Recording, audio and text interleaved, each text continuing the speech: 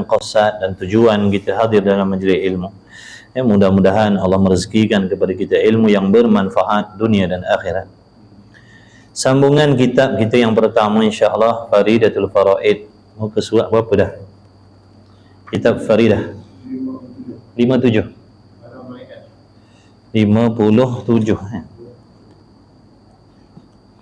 Faridatul Faraid muka surat 57. Bismillahirrahmanirrahim. Qala al-muallif rahimahullahu ta'ala wa nafa'ana wa iyyakum bi ulumihi wa bi ulumi masyayikhina fid darain amin ya rabbal alamin. Dan wajib i'tiqad, wajib membenarkan di dalam hati, maksudnya wajib menyungguhkan di dalam hati. Jadi setiap mukallaf laki-laki dan perempuan wajib menyungguhkan di dalam hati bahawa seada bagi Allah Ta'ala itu para malaikat, ada bagi Allah Subhanahu Wa Ta'ala itu malaikat. Wajib kita percaya sungguh-sungguh adanya makhluk Allah yang dipanggil malaikat. Dan mereka itu malaikat ni beberapa hamba Allah Subhanahu Wa Ta'ala yang dipeliharakan mereka itu, yakni yang dijaga oleh Allah, yang dipantau oleh Allah daripada mengerjakan maksiat. Tidak seperti kita makhluk, tak sama kita manusia ya. Yang nama manusia selain Nabi, selain Rasul, pasti ada melakukan kesilapan, kesalahan, kemaksiatan. Sama ada maksiat anggota ataupun maksiat hati. Ada pun malaikat ni wajib kita percaya. Yang pertama, wajib kita percaya yang malaikat ini ada sungguh-sungguh.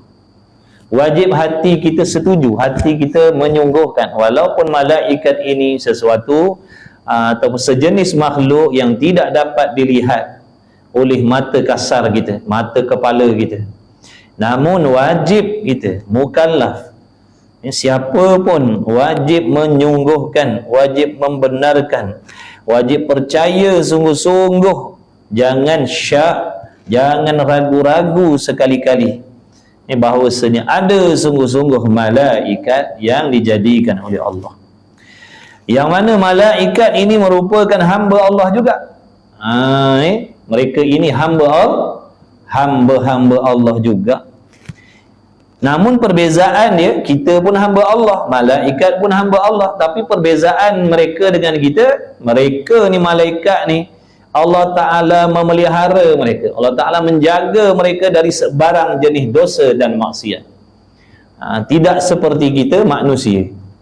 Kita ni terdedah dengan perkara dosa dan maksiat.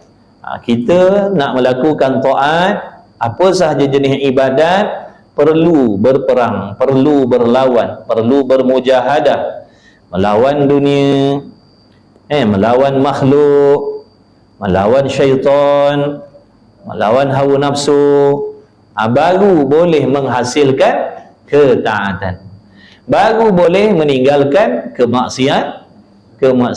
Kita nak buat taat pun kena berperang, kena berlawan dengan halangan-halangan, rintangan-rintangan tadi. Nak buat yang Allah suruh, kena lawan juga dengan dunia. Apa dunia ni? Benda yang tak ada sangkut paut dengan ibadat, benda yang menyeronokkan kita, benda yang melekakan kita. Kena lawan dulu. Ni tuan-tuan perempuan ni, alhamdulillah kita malam ni diberi pertolongan oleh Allah, taufik. Dapat kita meninggalkan dunia. Dapat kita meninggalkan dunia buat sementara waktu. Benda-benda yang tak ada hubung kait dengan ibadat, lepak-lepak, rehat-rehat, bersembang-sembang di kedai kopi, contohnya lah sekarang ni. Mana kita diberi taufik oleh Allah boleh meninggalkan perkara-perkara dunia yang menyibukkan, yang mengganggu kita, yang membuang masa dan waktu kita, sehingga kita tak dapat nak melakukan apa yang diperintah oleh Allah. Tapi malam ni, sekarang ni, alhamdulillah, semata-mata pertolongan Allah dapat kita meninggalkan halangan ataupun gangguan ibadat yang pertama yang namanya dunia tadi. Kemudian alhamdulillah, terima kasih juga kita kepada Allah yang memberi taufik kepada kita, menyelamatkan kita daripada gangguan makhluk. Makhluk di sini siapa? Manusia. Kadang-kadang kita tak boleh nak datang belajar sebab bersibuk dengan manusia. Kadang-kadang kita tak boleh nak datang belajar, tak boleh nak datang mengaji, tak boleh nak ikut kuliah online sebab bersibuk dengan manusia. Manusia ni siapa? Kadang-kadang anak bini kita sendiri, kadang-kadang suami kita sendiri, kadang-kadang adik-beradik kita, kadang-kadang kawan-kawan kita, kadang-kadang manusia umum. Nampak tak tu? Ni semua semata-mata pertolongan Allah ni. Bagi kita taufik, boleh kita menguzlahkan diri, boleh kita mengasingkan diri seketika, meninggalkan makhluk-makhluk tu. Kalau nak ikutkan kita ni, kalau boleh 24 jam nak bercampur dengan manusia, tak boleh nak tinggalkan. Nak campur dengan manusia, duduk rehat-rehat, duduk lepak-lepak, duduk seronok-seronok, duduk sembang-sembang kosong. Tapi mujur kita diberi pertolongan oleh Allah. Sama ada yang hadir di sini bertalaqi, begitulah juga dengan kawan-kawan kita yang mengaji secara online. Boleh tinggalkan makhluk tu yang ganggu tu. Berapa ramai kita tak boleh nak datang ke suruh belajar sebab bersibuk dengan anak bini kita, bawa pergi jalan-jalan, bawa pergi makan, bawa pergi bersia-sia. Betul? Bukan tak boleh, boleh. Tapi ada masalah. Kalau tiap-tiap hari siang malam nak keluar, nak bawa anak bini pergi berjalan, bukan dia tu. Sebab tu ada masa kena uzlah, kena tinggalkan makhluk ni, sebab ada kewajipan yang Allah perintah atas diri kita. Laki tak nak ngaji, kita ngaji. Kalau ikutkan laki tak nak ngaji, kita pun tak adalah kita nak kecuali laki ajar kita kat rumah tu lain. Ni ngajar kita pun tak ada. Kalau kita tak keluar belajar, bukan dia tu, kita pun nak tahu cara semayang yang betul. Betul? Undang-undang ibadat, sah batal ibadat, akidah macam mana, maksiat hati macam mana, kita nak kena tahu juga benda tu, sebab Allah perintah atas diri kita, walaupun kita perempuan, walaupun kita suri rumah. Sebab kita juga wajib mengabdikan diri kepada Allah dengan cara yang betul. Nak mengabdikan diri kepada Allah dengan cara yang betul, mestilah berpandukan ilmu. Tiba-tiba suami kita tak ajar kita, maka kita lah sendiri kena usaha keluar daripada rumah, belajar, datang surau masjid belajar, ataupun mengaji secara online pun tak ada masalah. Suami haram melarang isteri belajar ilmu fardu ain. Suami haram melarang isteri belajar fardu ain. Makna isteri boleh langgar arahan dia. Kalau dia kata, awak jangan pergi surau, jangan pergi belajar fardu ain tu, tauhid tu, fiqh tu, tasawuf tu, tajwid tu, awak jangan pergi, saya tak redha, kata dia. Boleh langgar. Faham tu? Boleh jangan takut tak jadi isteri derhaka. Hukum asalnya tak boleh langgar perintah suami ni, selagi arahan dia taat, benda baik, tak boleh langgar. Tapi kalau dia menghalang kita belajar ilmu yang fardu, itu maksiat, itu tak boleh taat. Itu kita tak boleh taat, sebab yang arahan dia tu maksiat. Kecuali dia ajar kita kat rumah dia ajar kita tauhid, fiqh, tasawuf, tajwid, dia kata awak jangan pergi surau, itu lain. Itu kita tak boleh keluar surau, sebab dia dah mengajar kita di rumah. Tapi kalau di rumah dia tak mengajar kita, tak mendidik kita, dan dia pun tak carikan guru datang ke rumah mengajar kita, kita boleh keluar. Wajib kita keluar cari ilmu. Dia tak ada hak nak larang. Kalau dia larang, kita boleh lapor kepada Jabatan Agama Islam. suami yang menghalang kita untuk beribadat, kalau selama-lamanya dia halang, di sini ada keharusan kita mohon cerai. Faham tak tu? Orang perempuan. Ada masa, maknanya ada ketika orang perempuan ni harus minta cerai. Apa dia tu? Tak luar? Oh, handphone. Adik, diam. Main kat luar. Kita ingat natang apa masuk surau tu. Main kat luar. Ataupun tutup tu volume tu. Ganggu atuk-atuk nak ngaji. Ganggu atuk-atuk nak ngaji. Tak apalah tu, main kat luar. Main kat luar.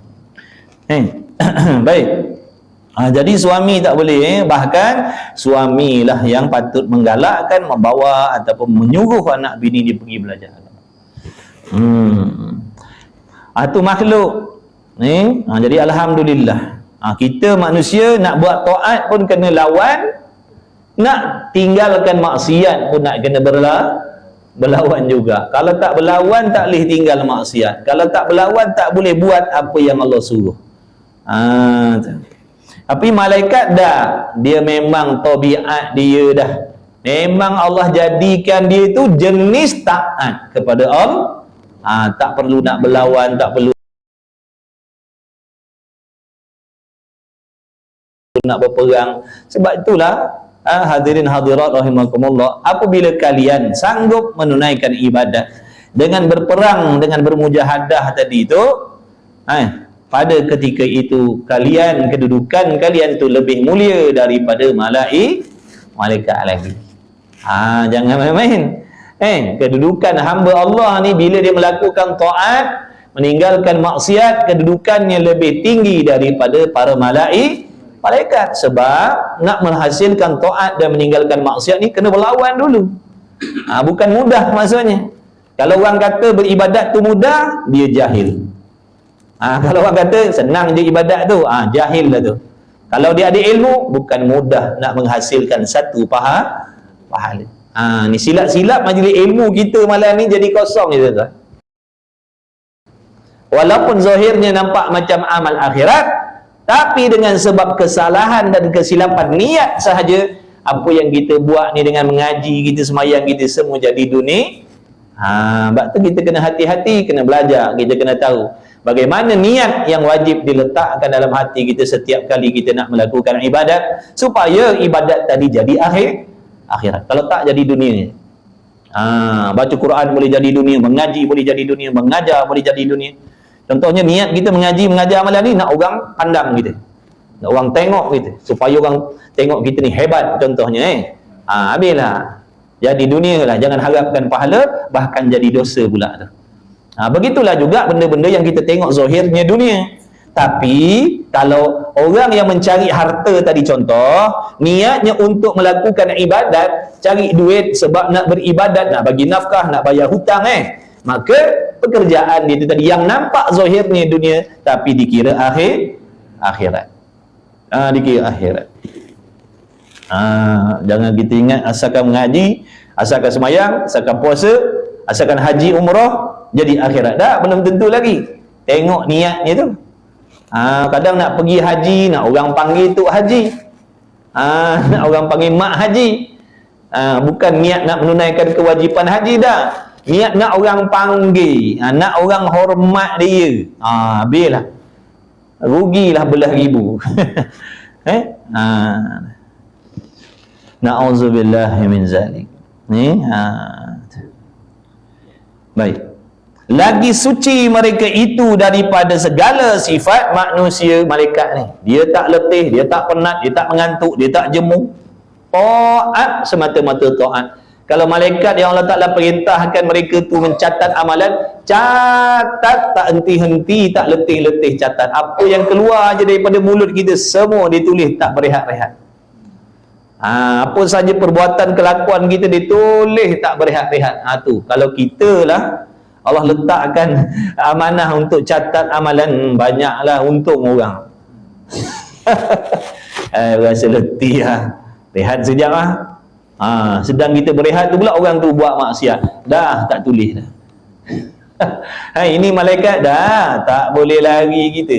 Lengkap catatan ni, detail. Apa yang keluar daripada mulut kita, dia tulis. Apa yang kita type dalam mesej kita tu, semua dia tulis. Yang baik ke, yang jahat ke, mengumpat ke, ngadu domba ke, dia tulis semua malaikat. Besok di hari kiamat dibentangkan semua. Na'udzubillah min zalik. Sebab tu kita kena takut. Kena ada perasaan takut, risau, bimbang, kerana perbuatan kita ni sentiasa dicatat oleh para malaikat yang tak tidur, yang tak berehat tu. Walaupun tak nampak dengan mata kepala kita, wajib kita yakin, kerana cerita tentang malaikat ni dikhabarkan oleh Rasulullah sallallahu alaihi wasallam, yang mana Rasulullah itu tidak bersifat bohong sekali-kali. Dan mereka itu, malaikat ni amat banyak. Amat banyak. Tiada mengetahui dengan bilangan mereka itu melainkan Allah Subhanahu wa taala. Allah sajalah yang tahu berapa banyak malaikat ni. Sebab apa Allah yang tahu? Dia yang buat satu-satu. Dia yang ciptakan satu-satu, dia tahulah berapa banyak. Kita tak tahu. Banyak-banyak pasir, butir pasir di lautan tu, banyak lagi jumlah malaikat. Pasir tu kalau selori berapa banyak agak-agak. Butir-butir tu, tiap-tiap butir tu, berapa biji pasir tu selori tu. Itu pun tak terkira lah, betul? Malaikat ni jangan kata selori tu, sebanyak-banyak pasir di lautan tu, malaikat lebih banyak daripada tu lagi. Dan malaikat yang banyak ni lah yang Nabi kata memintakan ampun untuk orang yang duduk dalam majlis Subhanallah. Alhamdulillah. Bayangkan tuan-tuan, kelebihan menuntut ilmu dengan niat yang ikhlas. Sekalian malaikat tadi tu di dalam 7 petala langit dan bumi ni memintakan ampun kepada Allah. Malaikat tidak ada buat dosa maksiat, tolong mintakan ampun untuk kita yang pendosa ni, yang duduk dalam majlis ilmu ni.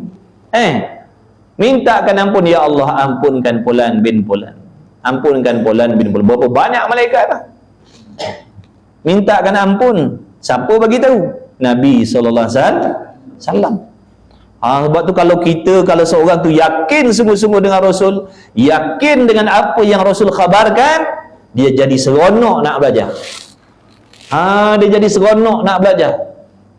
Sebab apa? Bila datang belajar, bila duduk dalam majlis ilmu, tak kisah online tak online, bertalaki tak bertalaki, ngaji secara online, mereka ni tadi ni dimintakan ampun oleh para malaikat. Bukan satu, tapi tadi sekalian malaikat yang tak boleh nak kira punya banyak tadi. Adakah kita tak berasa beruntung? Adakah kita tak berasa bertuah? Sebab yang tolong mintakan ampun ni hamba yang hampir, yang dekat, yang mulia di sisi Allah. Samalah macam kita bersolawat. Orang yang bersolawat, mereka juga dimintakan ampun dosanya oleh malaikat kepada Allah. Bukan malaikat saja, Nabi kata setiap makhluk ni dalam 7 petala langit dan bumi ni memintakan ampun untuk orang yang hadir majlis ilmu. Bertuahlah. Sebab tu rugi, yang sangat-sangat rugi kalau waktu kita hidup ni kita tak boleh nak memasukkan diri kita dalam golongan orang yang menuntut ilmu. Rugi, sangat-sangat rugi. Rugi, sangat-sangat rugi. Sebab kalau nak harap kita ni minta ampun kepada Allah, bila dah nak harap duduk atas sejadah baru kita nak berdoa, nak minta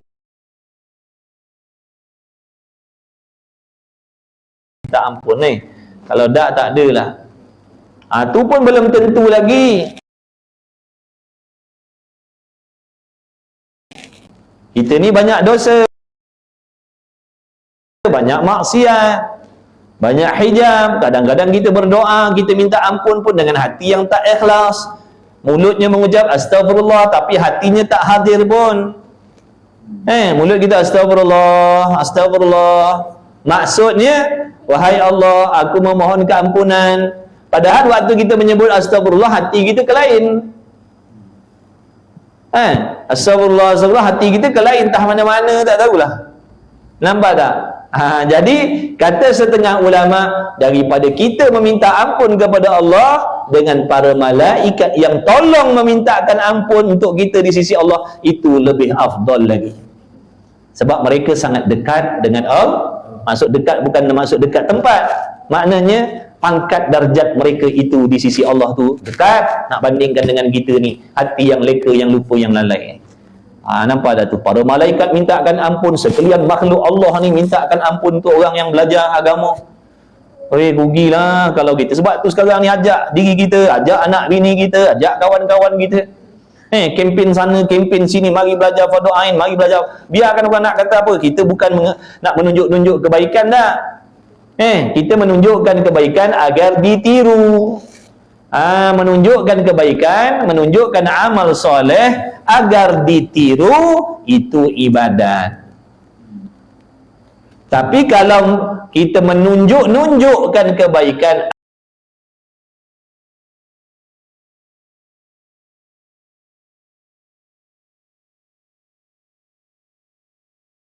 agar dipuji, dipuja, itu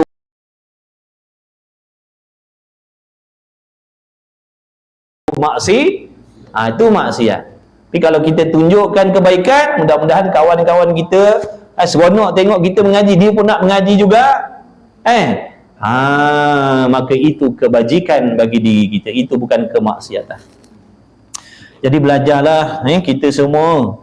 Allah dah tolong kita cari duit, Allah dah tolong kita cari nafkah, Allah dah tolong bagi makan minum, betul? Maka luangkanlah masa kita untuk menuntut ilmu yang mana faedahnya untuk diri kita sendiri, bukan untuk Allah, bukan untuk orang lain. Belajar agama ni bukan untuk orang lain, bukan untuk akhirat orang lain, untuk akhirat kita sendiri, untuk alam kubur kita sendiri. Bukan untuk orang lain. Sebab tu orang yang duduk dalam majlis ilmu adalah orang yang sedang membuat persiapan mati. Orang yang menuntut ilmu, orang yang sedang berusaha mencari bekalan mati. Jadi bertuahlah orang yang Allah pilih. Alhamdulillah. Mudah-mudahan nikmat belajar ni Allah kekalkan dalam diri kita sampailah nyawa kita diambil oleh Allah. Amin ya Rabb. Amin ya Rabbal Alamin.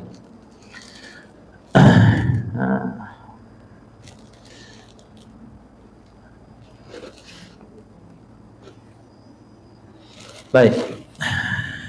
Ngaji, pakak ngaji. Sambil-sambil ajak orang yang dekat dengan kita, pujuklah. Tak boleh hari ni, besok pujuk lagi, lusa pujuk lagi, tulat pujuk lagi. Tak apa, setiap kali kita pujuk, ajak belajar tu, kita dapat pahala. Pandai-pandailah kita psycho pasangan kita tu. Awak sayang saya tak? Betul ke awak sayang saya? Awak nak tak tengok saya kena bakar nanti di hari kiamat? Kalau awak sayang saya, awak tergamak tak nak tengok saya nanti dibakar oleh Allah di hari kiamat? Kalau awak tak sanggup, mari kita sama-sama belajar agama. Saya pun tak sanggup kalau awak diazab oleh Allah. Saya pun tak sanggup tengok awak susah nanti di hari kiamat. Kita tak nak sama-sama susah nanti di hari kiamat. Kalau kat dunia ni kita pakat tolong-menolong cari duit, supaya hidup senang selesa atas dunia. Takkan kita tak nak selesa di hari kiamat? Betul tak? Pandai-pandailah psycho. Pandai-pandailah pujuk. Setiap pujuk rayu kita nak mengajak ibadat tu semuanya pahala untuk diri kita. Walaupun orang yang kita ajak tadi tak pedulikan langsung dengan ajakan kita. Jangan risau. Setiap perbuatan baik yang ikhlas itu ada balasan pahala daripada Allah. Jadi jangan putus asa mengajak. Jangan putus asa mengajak. Sebab tu kita kena tahu akidah kita apa? Perbuatan kita, usaha kita tidak boleh memberi bekas. Nasihat kita tak boleh mengubah orang.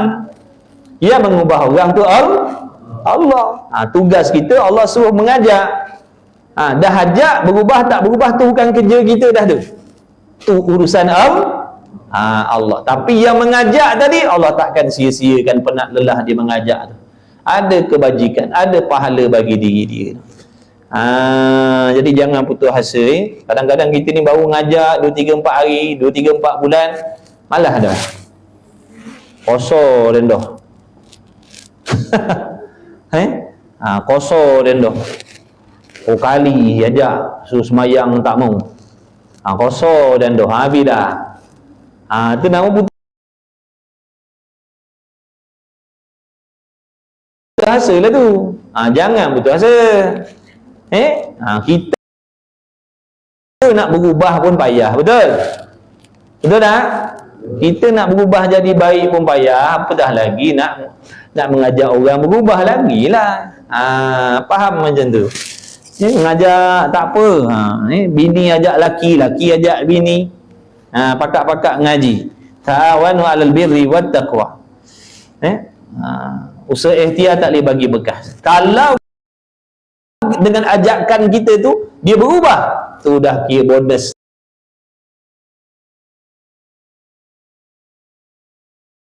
lah bagi diri kita. Tu kira bonus bagi diri kita lah tu.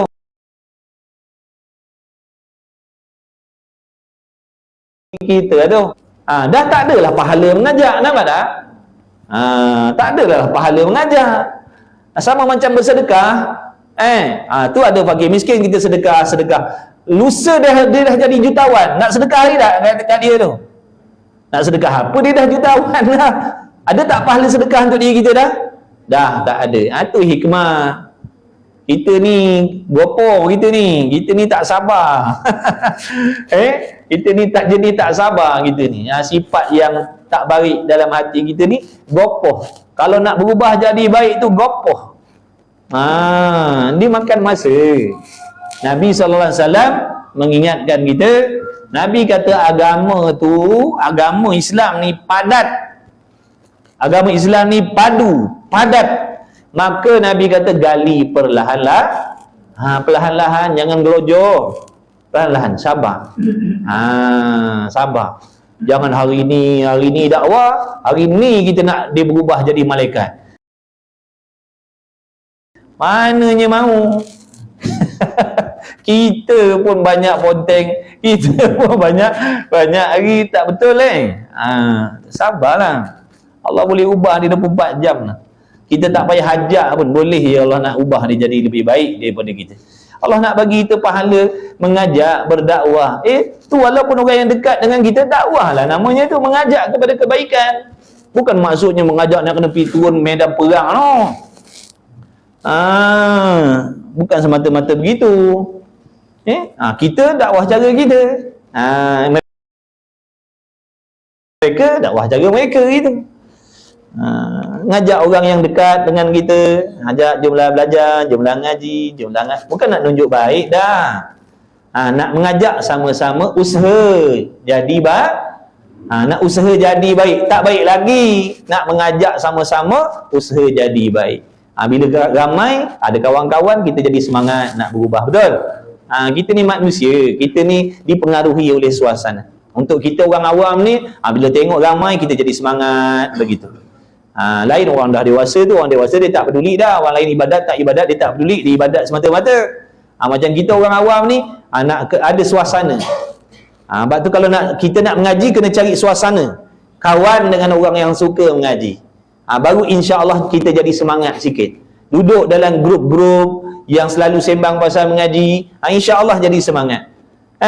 Ini kita dalam malah ngaji, tak nak campur dengan macam tu, tapi tapi malas. Lepas tu tak nak campur dengan kawan-kawan yang suka mengaji. Tu nanti kadang lama-lama hilang perasaan nak mengaji tu, jadi hilang. Jadi jangan, kita ni kena duduk dalam suasana tu. Kawan dengan kawan-kawan kita yang suka mengaji, mudah-mudahan dapat mempengaruhi diri kita tu. Boleh tompang semangat ke kawan, begitu cara dia. Jangan duduk seorang-seorang. Kena seorang je kena terekam dengan rimau. Mercun. Macam mana nak pergi medan perang? Mercun pun kita dah terperanjat. Nampak tak?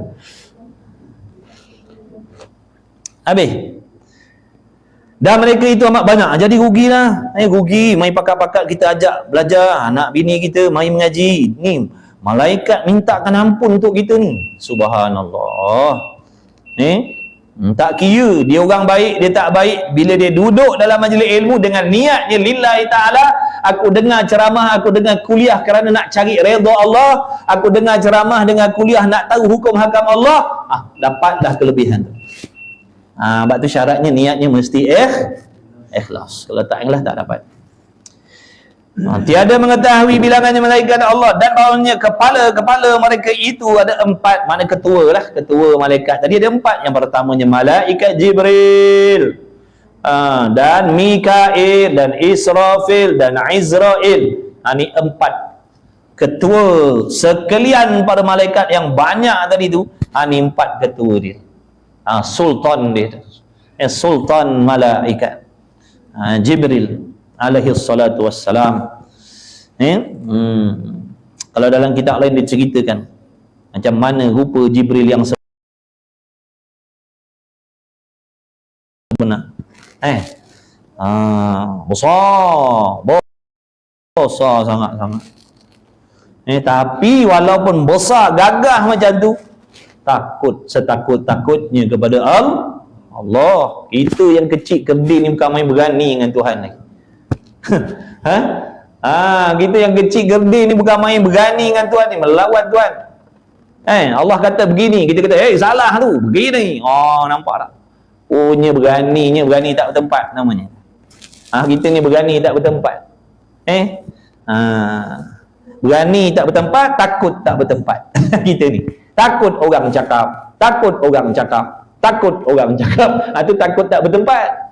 Kalau takut yang betulnya, takut Allah kata yang tak elok atas diri kita. Itu baru betul. Takut Allah kata yang tak elok atas diri kita. Takut Allah kata yang tak baik atas diri kita. Itu baru betul takutnya. Ini takut orang kata tak elok pada kita. Apa nak pedulikan orang kata tak elok kat diri kita? Selama ni berapa banyak dah orang kata tak elok kat diri kita? Berubah tak muka kita? Ada? Bila orang kata tak elok, muka kita berubah jadi lembu ke? Ada?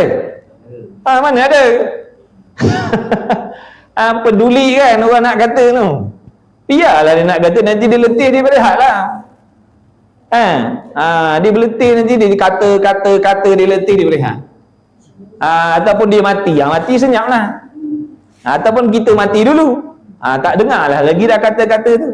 Jadi tak payah peduli orang kata tu. Lantaklah dia nak kata apa pun. Doakan sahaja yang baik-baik.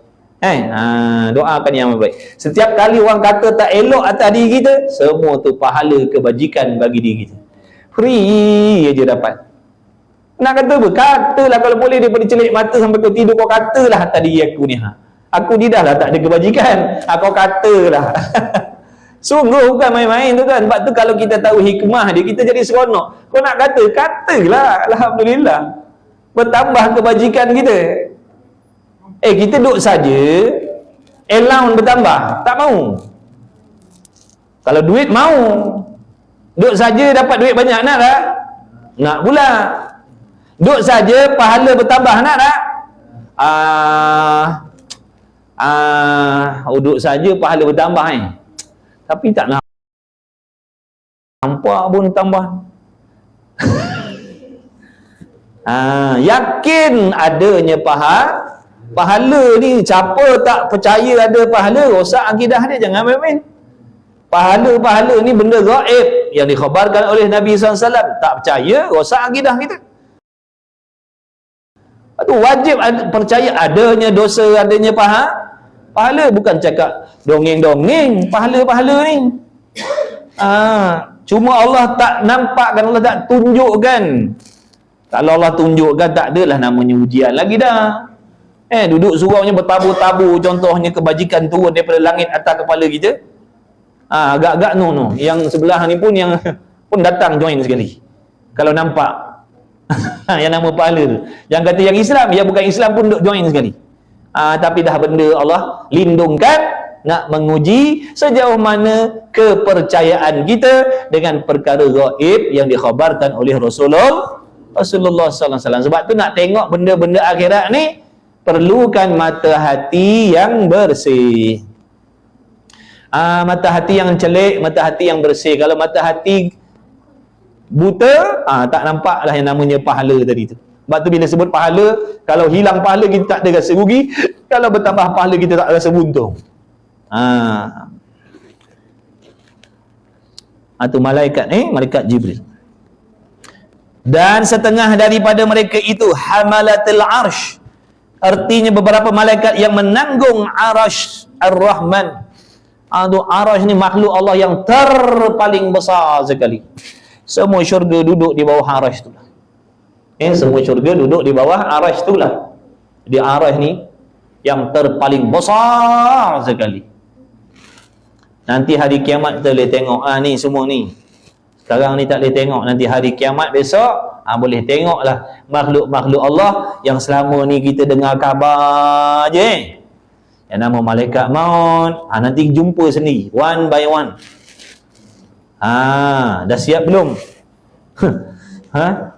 Oh, dah siap belum nak jumpa malaikat maut tu? One by one, tak ada orang teman, laki tak teman, bini tak teman,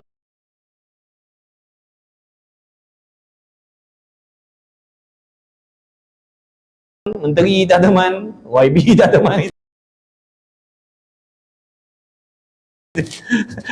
Kita seseorang je, pandai-pandailah kita nak menghadap ni. Allahu Akbar. Malaikat maut tu dahlah garang, dahlah ganas, dahlah tak ada sifat belas kasihan, menakutkan, suaranya macam peti, matanya macam kilat yang menyambar, keluar api, keluar asap daripada mata mulut dia waktu nak cabut nyawa orang-orang fasik tu. Macam mana kita nak menghadap tu?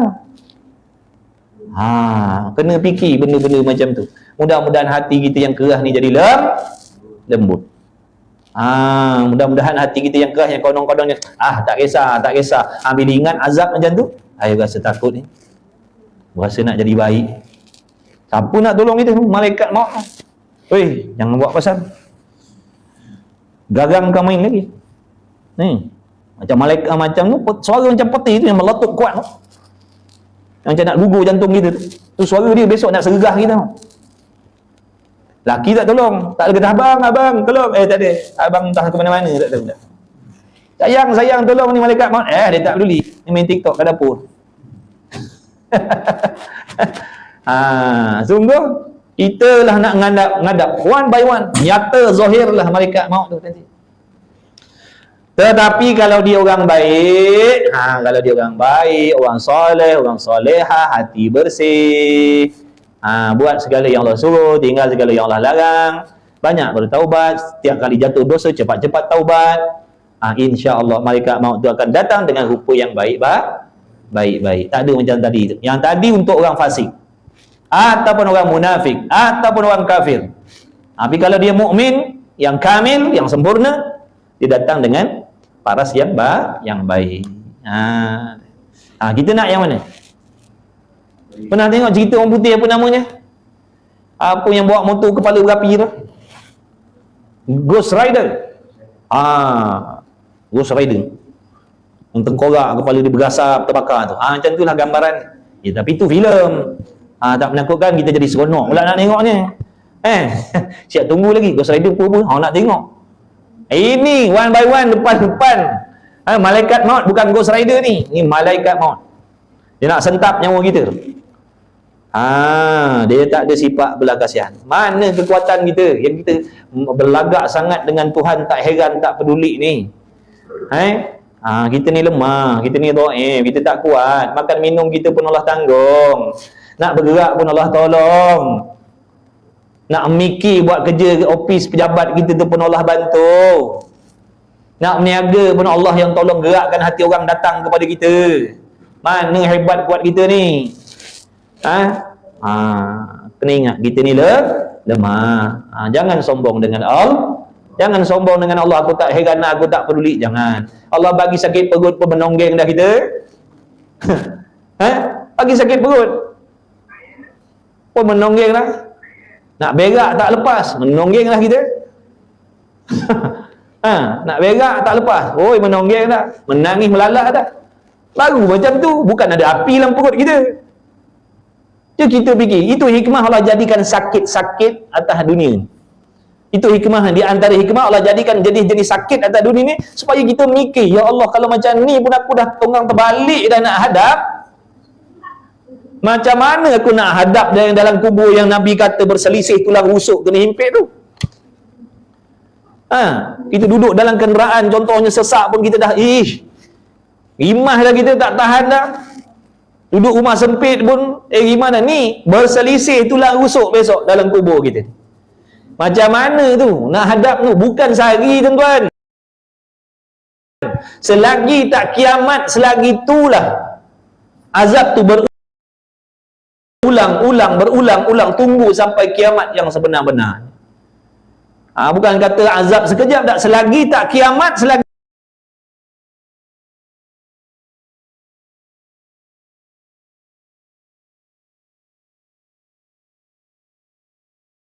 azab kubur tu kita rasa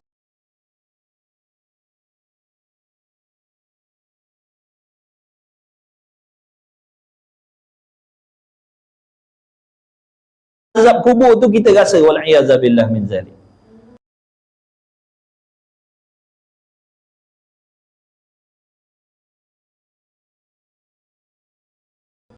Besok kiamat dalam neraka lebih berlipat kali ganda azab lagi. Bukan maksudnya nanti alah dah biasa dah.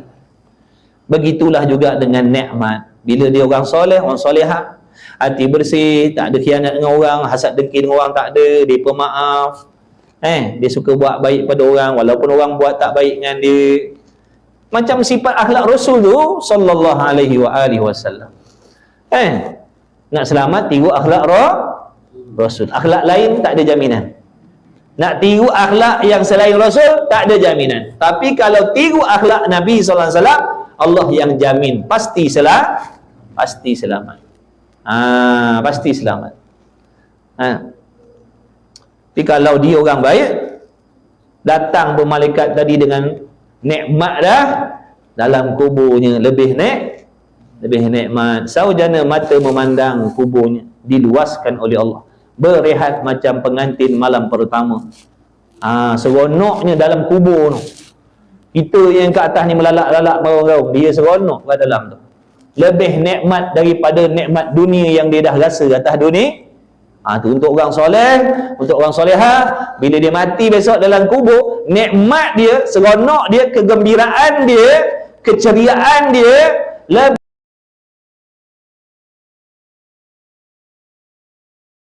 dahsyat daripada keseronokan dia yang dikecapi atas dunia dulu.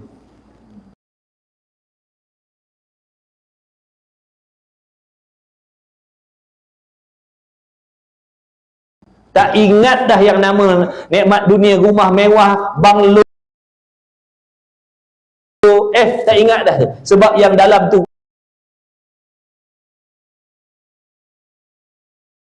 jauh lebih dahsyat lagi daripada yang ada atas dunia. Ingat dah. Samalah besok bila duduk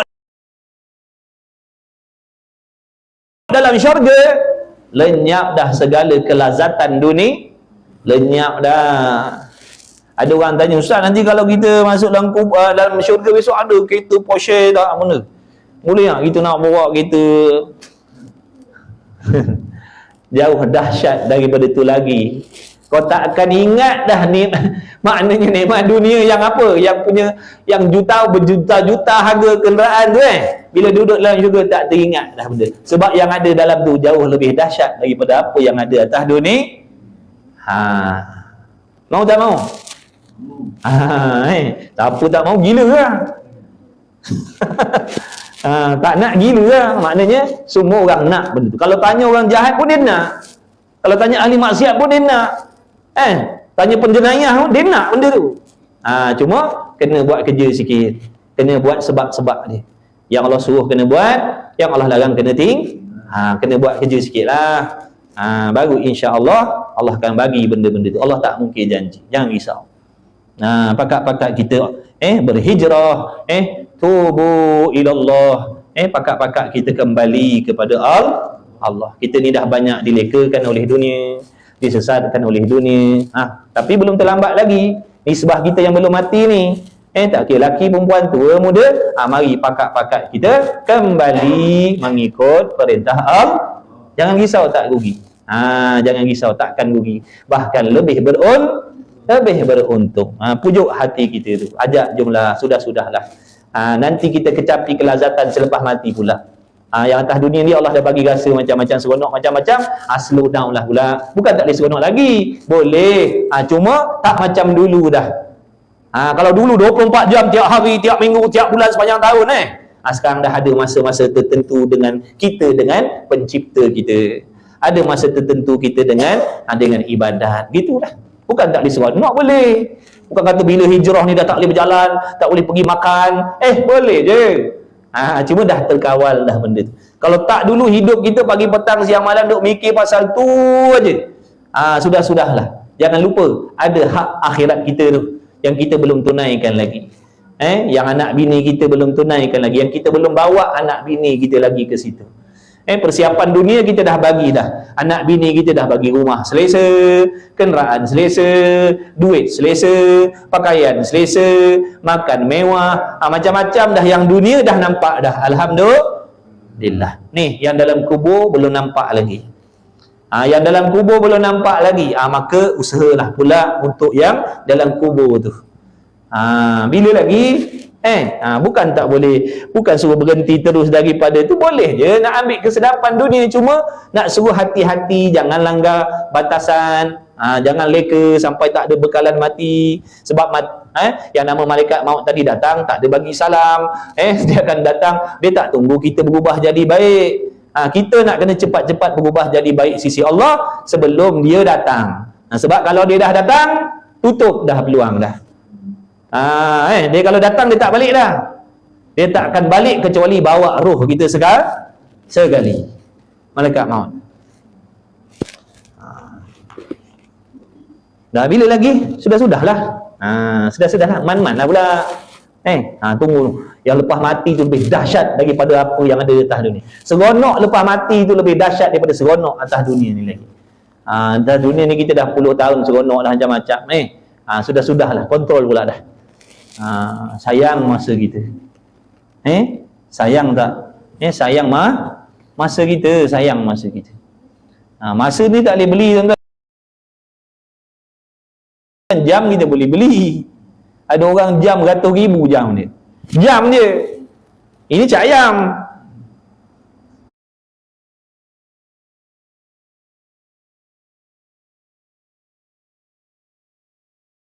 Saya akan boleh tengok nombor jadilah. Ada orang jam dia 10,000 jam dia. Jangan tanya kita dia, jam dia 100,000. Boleh beli.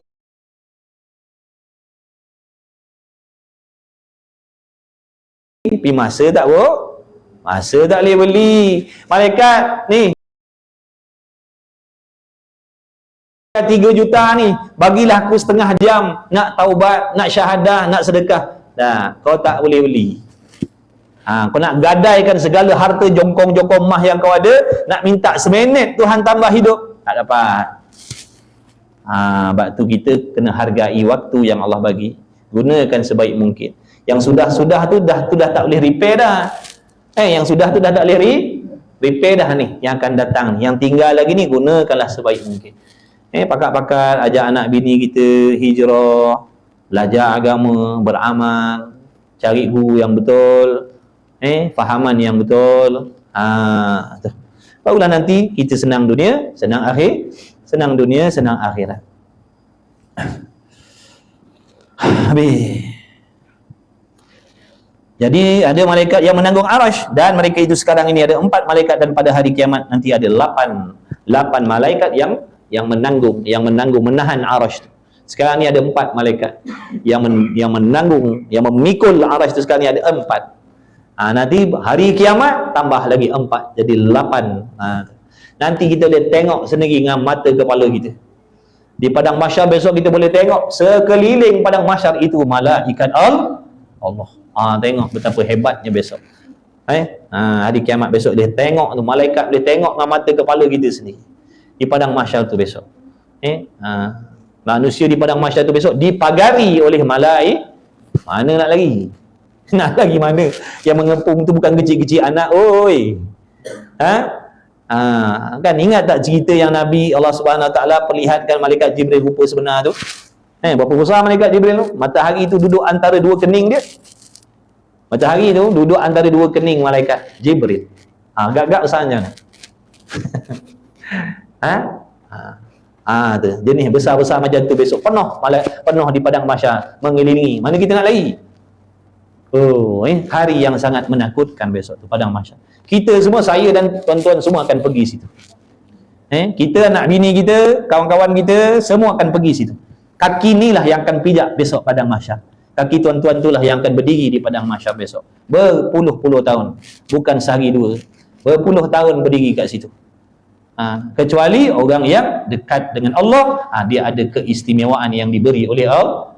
Tapi kalau macam orang fasik, orang munafik, orang kafir ni, azab lah seazab-azabnya di padang mahsyar.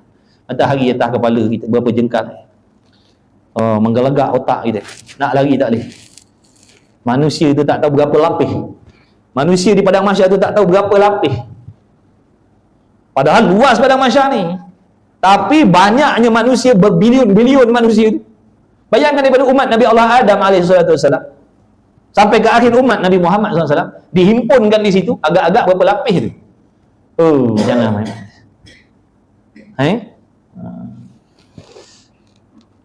Maka buatlah persiapan sekarang. Buat persiapan sekarang. Wallahu a'lam. Satu lagi. Muka surat Minhajul Abidin 102. Boleh baca, kita baca. Tak boleh baca, baca doa makan. Allah. Pakat-pakat beringatlah, saya baca ni bukan kata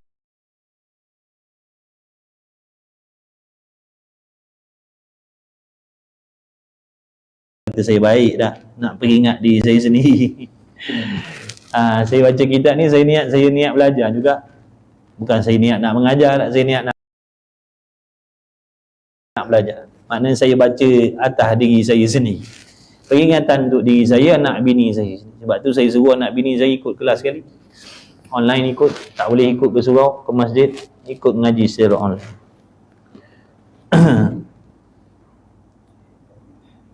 102 Perenggan. Dan yang ketiga, qala al-muallif rahimahullah ta'ala wa nafa'ana wa iyyakum bi ulumi wa bi ulumi masyayikhina fid darin amin ya rabbal alamin. Tu. Dan jika ada ia pada permulaan, datang cara tiba-tiba lintasan dalam hati tadi tu. Jangan lupa tajuk asal dia apa? Macam mana cara nak membezakan lintasan hati kebajikan yang datang daripada Allah ataupun malaikat. Lintasan hati yang baik-baik tu, dalam hati tu terlintas yang baik-baik tu, nak beza macam mana? Itu daripada Allah ke daripada malaikat? Dulu dia dah bagi tahu dah. Yang pertama, dulu dia kata apa? Tengok. Keinginan nak buat baik tu kuat ke lemah? Tiba-tiba berasa macam nak berhijrah, contohlah. Dalam kita leka-leka memang tak pernah teringat akhirat, tak pernah teringat ibadat, tak pernah ingat dosa, tak tengah seronok, tiba-tiba satu ketika terlintas dalam hati kita nak berhijrah. Baiklah. Lintasan tu baik tak nak berhijrah tu? Baik. Cuma sekarang soalannya, yang terlintas tadi itu dalam hati itu adakah direct daripada Allah ataupun malaikat? Tengok. Dia tak boleh jawab terus begitu. Ada ujian dia, uji kaji dia. Kalau daripada Allah, begini. Kalau daripada malaikat yang bawa lintasan tu, malaikat yang bawa, lain. Kalau daripada Allah, lain. Ni Imam Ghazali nak bagi tahu. Tengok, dia kata dulu apa? Kalau lintasan dalam hati yang baik tadi tu, daripada nak bezakan daripada Allah ke malaikat, tengok. Jika adalah lintasan tadi tu, contoh nak berhijrah tadi, nak berubah tadi, nak bernikah tadi, nak bertudung tadi, contohnya lah, keras. Apa maksud keras? Sangat-sangat menekan diri kita. Keinginan tu sangat-sangat menekan diri kita. Bukan sikit-sikit dah. Perasaan nak berubah tadi tu sangat-sangat menekan, tu maksud keras. Sangat-sangat menekan dalam diri kita. Maka iaitu daripada Allah. Itu daripada Allah. Allah direct menimbulkan perasaan tu dalam hati kita. Maka sambutlah. Jangan abaikan. Menunjukkan kalian tu, kamu tu tadi telah dipilih oleh Allah. Tuhan yang menjadikan sekalian alam ni telah memilih kamu secara khusus. Direct Allah pilih. Timbul dalam hati nak hijrah. Kemudian keinginan nak hijrah tu kuat sangat-sangat, menekan sangat-sangat diri. Dan jika ada taraddud, makna contoh keinginan dalam hati tadi nak berubah tadi, nak berhijrah tadi, kita buat contoh benda baiklah, nak berhijrah, nak jadi pemaaf contohnya, nak jadi pemaaf, sebelum ni pendendam, tiba-tiba timbul dalam hati nak memaafkan yang sangat keras, itu daripada Allah. Kalau timbul keinginan yang baik dalam hati tadi, nak jadi pemaaf, nak berhijrah, nak mengaji, taraddud makna pergi datang. Pagi tadi ada, nak apa tu hilang. Tiga petang berasa balik. Yang tak sama macam yang tadi. Yang pertama tadi dia memang sangat-sangat menekan. Dia tak hilang daripada hati. Nak berubah. Tak boleh lupa. Menekan sangat-sangat. Itu daripada Allah. Kalau sekejap datang, sekejap hilang, sekejap datang, sekejap hilang, itu daripada malaikat. Sebab malaikat ni peranan dia macam nak kempen, nak berkempen, nak mengajak kepada kebaikan. Mengajak macam kawan-kawan kita nak ajak kita kebaikan, adakah sentiasa dibisikkan dekat kita jumlah mana ada kan? Ada masa dia mengajak, perkara dia diam. Kan jumpa dia, kalau dia teringatkan dia ajak lagi. Dia pergi datang. Ibaratnya macam penasihat. Dan jika ada permulaannya, maka iaitu daripada malaikat kepada ghalibnya. Dan yang ketiga, jika adalah pada usul agama dan amal batin, maka iaitu daripada Allah Subhanahu wa ta'ala. Kalau yang terlintas dalam hati tadi tentang Allah, tentang ketauhidan, tentang amalan batin, amalan hati, sabar, syukur, redha, tawakal, pemaaf, tidak pendendam, tidak pendengki, tawaduk, maka iaitu daripada Allah. Dan jika ada ia pada furu', yakni pada hukum syarak dan amal yang zahir, maka iaitu daripada malaikat pada kebanyakannya. Ghalibnya, kalau terlintas dalam hati benda-benda baik yang bangsa cabang-cabang furu' agama, amalan zahir, semayang, puasa tu amalan zahir, nak menutup aurat tu amalan zahir, itu daripada malaikat, kerana malaikat tiada jalan baginya pada ma'rifah batin hamba pada kata kebanyakan ulama. Maknanya nak bagi pengenalan dalam hati tentang hakikat, tentang Allah Ta'ala tadi, tentang pengenalan Allah Ta'ala tadi, itu jenis tu memang direct daripada Allah sendiri, bukan daripada malaikat. Dan ada pun khatir kebajikan yang ada ia daripada pihak syaitan. Jaga, setan pun ada bisik benda baik jugalah hati. Ni yang kita takut ni. Ini yang kita nak kena kenal. Sebab apa Imam Ghazali sebutkan bab ni? Sebab apa Imam Ghazali sebutkan bab ni? Benda yang ada dalam hati. Kenapa dia cerita kat sini? Sebab nak suruh kita berhati-hati dan berwaspada. Bisikan baik dalam hati ni ada kala daripada Allah, ada kala daripada malaikat, dan ada kala daripada syaitan. Bila syaitan yang membisikkan kebaikan, bukan tujuan lain kecuali ada perangkap dan jerangkap yang dipasang di situ, kerana nak menjahanamkan kita. Tu kita nak kena kenal. Sebab tu kita nak kena kenal makna, ini daripada Allah, ini daripada malaikat, ini daripada walaupun kebaikan, tapi kita tahu ini daripada syaitan. Bila dah tahu daripada syaitan, bolehlah kita tinggalkan, walaupun bisikan tu baik. Boleh faham tak situ? Kat kedai kopi ada sembang pasal ni? Kedai kopi, kedai tom yam ke, padang bola ke? Kau badminton ke padang golf ke? Ada cerita pasal ni? Mana ada? Dalam bilik mesyuarat ada. Mana ada? Ni dalam majlis ilmu ada. Sebab tu beruntunglah orang mengaji. Rezeki. Tak semua orang dapat tahu. Walaupun dibacakan juga dalam kitab-kitab, tak semua orang dapat dengar benda ni. Ni rezeki yang malam ni lah. 124 orang dan tuan-tuan yang ada kat sini. Yang tak duduk ni tak dengar. Rugilah dia. Padahal benda ni penting. Kalau kita tak tahu, asalkan terfikir baik je, kita kata, bagus.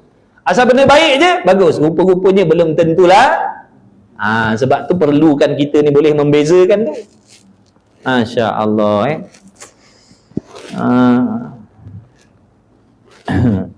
Betuah. Orang-orang yang Allah pilih, betuah lah. Mana Allah lah yang hakikatnya nak menyampaikan kepada kita benda ni, bukan saya. Allah lah yang pada hakikatnya nak menyampaikan benda ni pada kalian, bukan saya. Saya sebagai asbab saja. Hakikatnya Allah yang nak bagi tahu benda ni kepada kalian supaya kalian selamat, maksudnya. Supaya kita selamat. Maka kena berterima kasih kepada Allah. Terima kasih ya Allah. Sebelum ni aku tak pernah tahu pun. Sebelum ni aku tak pernah tahu pun ya Allah. Yang aku tahu sebelum ni asal terlintas baik je, baiklah. Rupa-rupanya Pak Tan tu pun Pak Tan tu pun ada ngajak buat benda baik juga rupanya. Kita tengok tu. Habis ni kita berhenti. Perenggan ni kita berhenti. Pak Tan. Syaitan dia. Bukan Pak Tan juga lembu tu kan. Dan ada pun khatir kebajikan yang ada daripada pihak syaitan. Itu lorongan di dalam kejahatan yang dipeliharakan atasnya.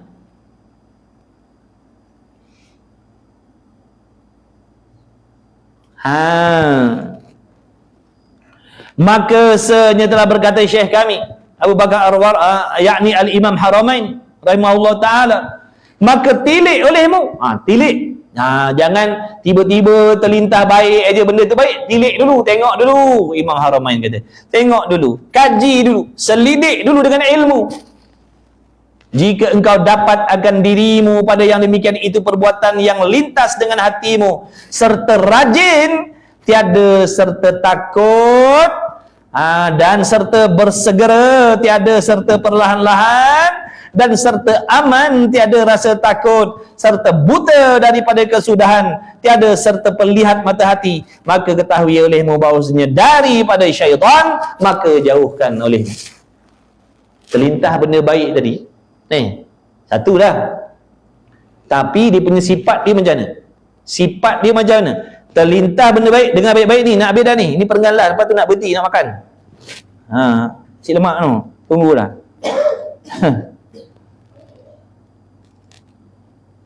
Baik, bila terlintas dalam hati kita tu, maka rajin, serta rajin, cerdas nak buat. Semangat bukan main lagi nak buat. Jaga. Semangat nak buat. Satu. Tiada serta takut, makna nak buat dengan segera tadi tanpa ada kebimbangan. Tak ada rasa takut bimbang. Apa akibat kalau aku buat begini sekarang, contohnya. Dia tak fikir benda tu. Apa akibat kalau aku buat benda ni sekarang, apa akibatnya? Elok ke tidak? Kena ke tidak? Waktu macam ni, keadaan begini, nak buat benda macam ni. Mana dia tak fikir tentang akibat tu. Dia nak buat semata-mata nak buat cepat-cepat je benda tu. Boleh faham tak sangat tu? Contohlah, hari ni saya bekerja, saya ada anak bini. Terlintas nak pergi ngaji pondok. Elok tak? Elok tak? Tapi saya nak pergi hari ni, saya tak peduli. Dah. Hari ni juga saya nak berhenti kerja, saya nak tinggalkan anak bini saya nak pergi ngaji pondok. Padahal ngaji pondok tu bagus. Tapi kalau tergopoh gapah macam tu, tanpa memikirkan akibat, nampak tak tu sifat dia tadi tu? Dia sepatut tilik dulu. Boleh ke tidak? Patut ke tidak? Layak ke tidak? Kena ke tidak? Dari segi syaraknya boleh tak begini? Aku nak kena tinggalkan kewajipan aku yang begini, nak pergi ambil kewajipan yang satu lagi. Apa akibatnya? Tak ada fikir benda tu. Tapi semata-mata nak buat dengan segera. Dengan segera nak buat. Dan serta bersegera. Nampak tak tu? Lawan dia apa? Lawan bagi bersegera ni berganjur, cermat. Fikir dulu. Bagus ke tidak? Memang bagus, tapi boleh ke tidak? Layak ke tidak? Kena ke tidak? Aku nak berhenti kerja, nak pergi duduk pondok. Sedangkan aku ni ada banyak hutang dan contohnya lah. Ada tanggungjawab, anak bini. Dia fikir tengok dulu. Itu nama berganjur. Itu namanya cermat. Ni tak, dia tak fikir. Dia tahu nak buat semata-mata je. Memang benda baik. Tapi kalau gopoh, silap-silap jadi mudarat. Berhenti kerja hari ni, besok masuk pondok, duduk 3 hari, berhenti balik dah. Tak tahan dah. Apa jadi? Kerja dah melayang. Boleh jadi kucak kacir tak keluarga? Boleh jadi asbab penceraian tak? Boleh. Tengok dia punya permainan lah. Halus tak halus? Halus tak halus? Sebab tu kita apa-apa rujuk orang alim.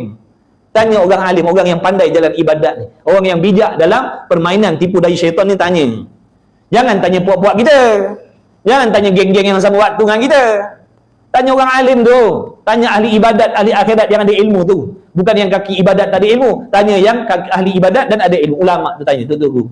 Boleh tak tu guru? Saya ni berasa macam nak ngaji pondok lah. Bagus tak? Cemburu lah tengok orang duk ngaji pondok tu. Bagus buat ibadat, mengaji tak berhenti.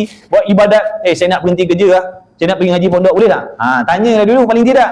Ni dah buat keputusan sendiri, mentang-mentang lah lintasan tu tadi benda baik, nak pergi mengaji, dia tak fikir panjang dah. Tu bahaya. Bahaya. Sebab dah jadi tu kita sebut tu.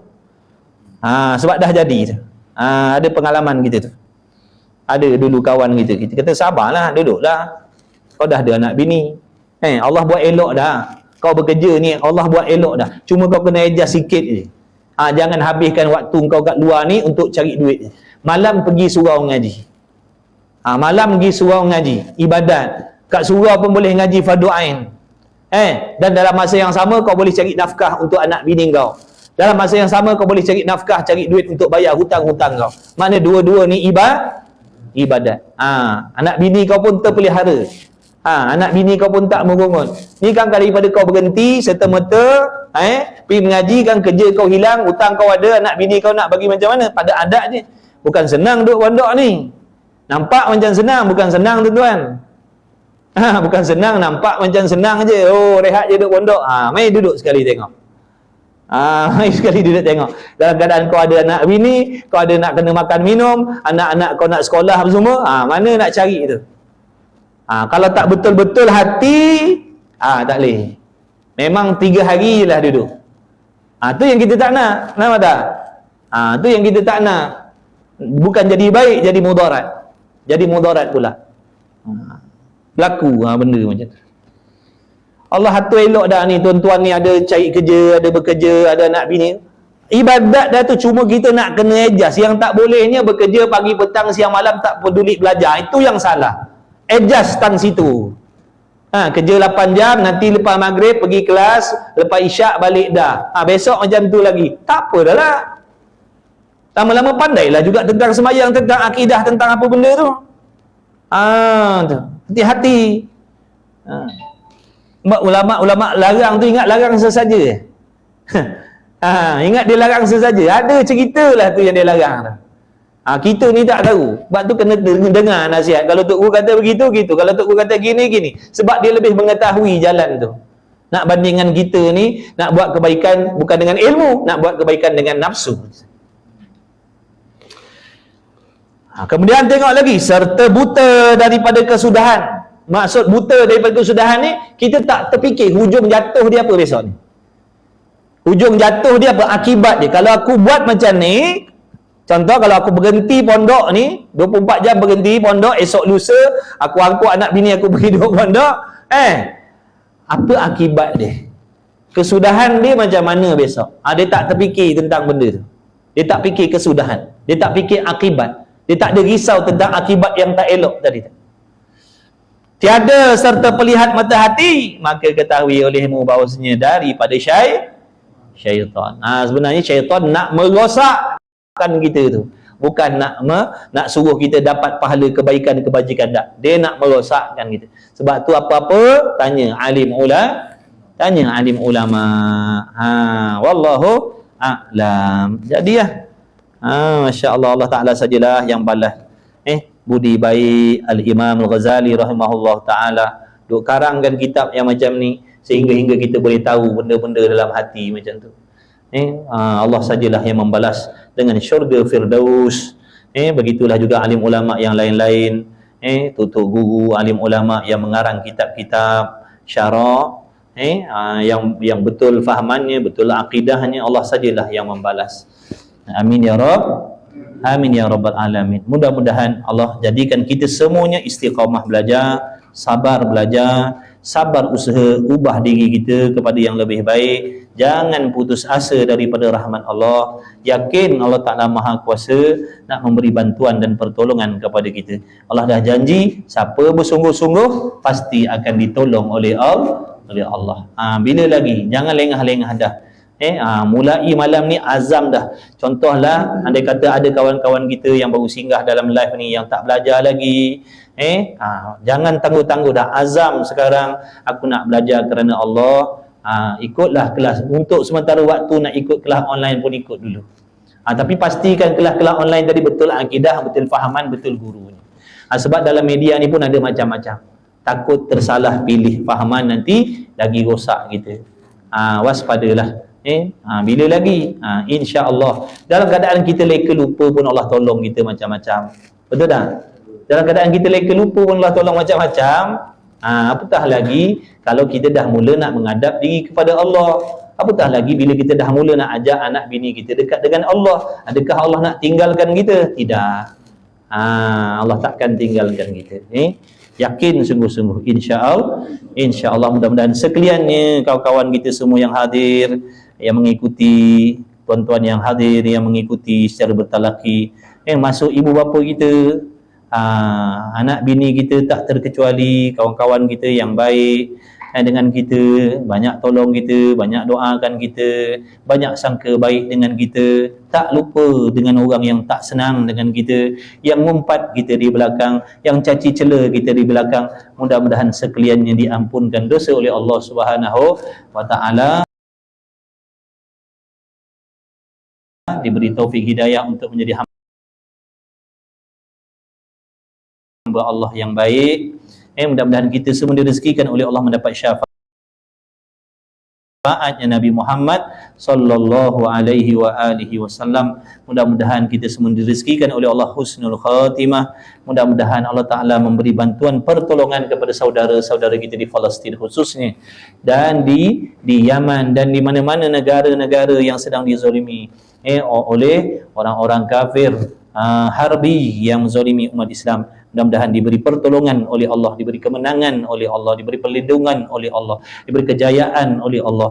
Mudah-mudahan Allah Ta'ala menghancurkan sehancur-hancurnya musuh-musuh Islam tersebut dengan berkatnya Nabi Muhammad sallallahu alaihi wa alihi wasallam, dengan berkat para malaikat yang tak tahu berapa banyak jumlahnya yang berhimpun dalam majlis ilmu ini, dengan berkat kemuliaan Nabi Muhammad SAW, dengan berkat kemuliaan majlis ilmu di sisi Allah. Mudah-mudahan Allah mengkabulkan segala doa, segala hajat yang tersurat, yang tersirat dalam hati kita semuanya. Seandainya benda itu baik untuk kita sisi Allah, harap-harap moga-moga Allah Ta'ala mengkabulkan, mempermudahkan. Amin ya Rabb. Amin ya Rabbal Alamin. InsyaAllah jumpa lagi, insyaAllah. Bismillahirrahmanirrahim. Alhamdulillahirabbil alamin, wassalatu wassalamu ala Rasulillah. Allahumma rabbana fa'na bima 'allamtana, rabbana 'allimna alladhi yanfa'una, rabbana faqih ahlana wa qurabati lana fi dinina ma ahli qutri unsa wa dzakar. Wa sallallahu ala sayyidina Muhammad walhamdulillahirabbil alamin. Taqabbalallahu minni wa minkum, minna wa minkum, taqabbal ya karim. Astaghfirullah. Amin ya Rabb.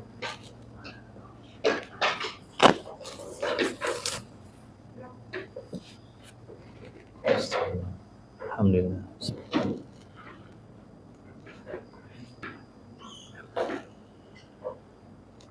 Bismillah.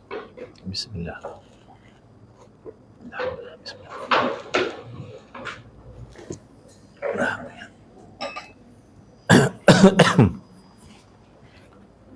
Aqimus salah, insyaAllah. Boleh angkat.